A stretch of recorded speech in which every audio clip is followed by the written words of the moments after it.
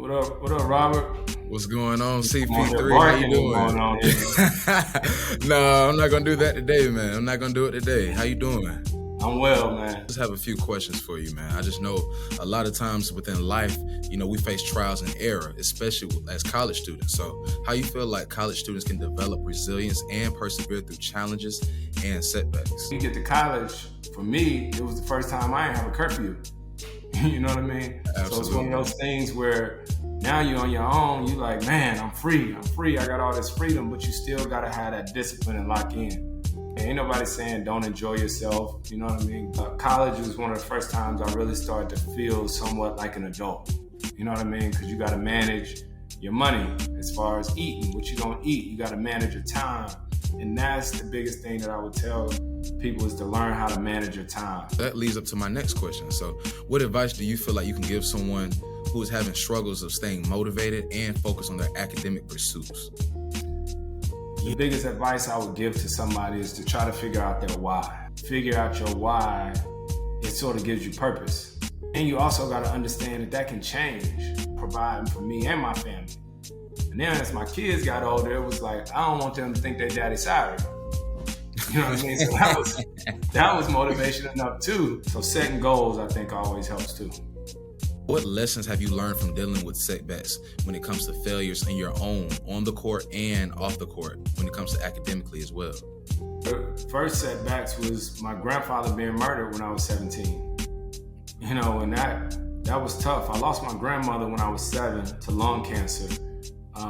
But then at 17, when my grandfather was murdered by 7 teenagers, that's not something you ever expect. And especially, that was the day after I signed my letter of intent to go to Wake Forest. And so I was together with my granddad that night. The very next day, he got murdered. So through all the different heartaches and heartbreaks and injuries and whatnot, I tend to learn from them and try to get better from them. So with all these trials in your life, how do you maintain like a positive attitude and outlook, even when facing with adversity? I'm blessed. I got 2 beautiful kids, an amazing wife. I get a chance to play basketball every day and say that's my way of life. There's so many people out here that's got real issues that's going on. And like I say, my family, we got our ups and our downs and things that we trying to overcome or whatnot. But sometimes I have to put it into perspective and just sit back and think about how blessed I am. So how do you go about determining, which opportunities make the most sense of you?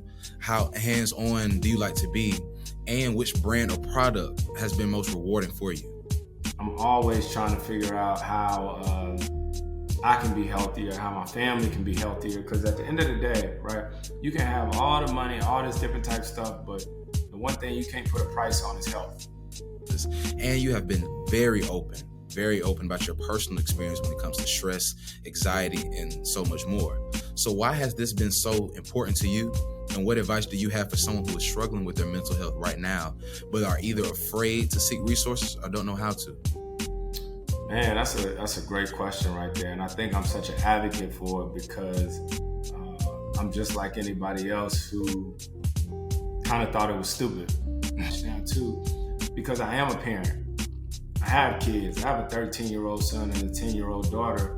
And it's crazy. It's a different world out there now. And so my advice to people who have a hard time with mental health or whatnot is hopefully you're good with your family, but if you can, get your family around you and people who care about you the most. And I think one of the biggest things would be limit your social media time.